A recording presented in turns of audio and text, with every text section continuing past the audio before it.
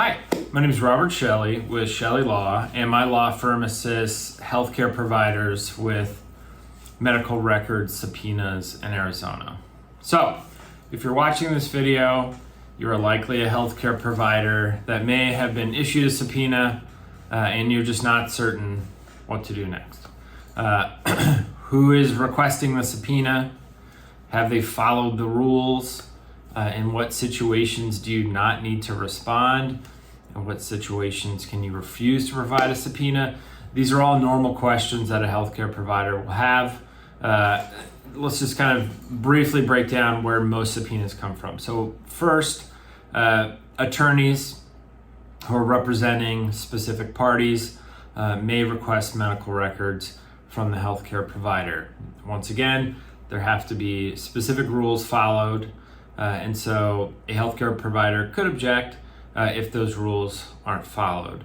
Next would be a healthcare licensing board. For instance, if you are a psychologist and the Arizona Board of Psychology issues a subpoena for one of your patient's medical records, what are you required to do? Do you have to provide it? How is HIPAA involved? Normal questions that most people ask.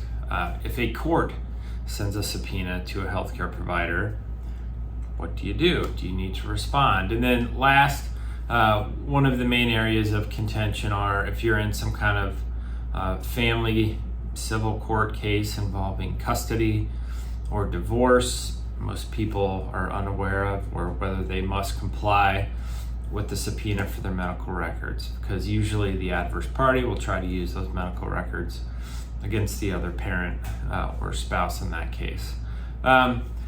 There are simply some, I guess, technical things that have to be followed for a subpoena to be adhered to by the healthcare provider.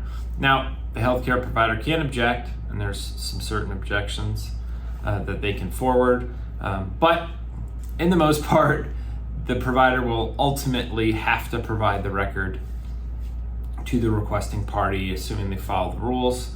But for most people, they're just completely unaware of what is necessary for them to follow and not follow. And then what are the possible repercussions if they refuse to provide the medical records?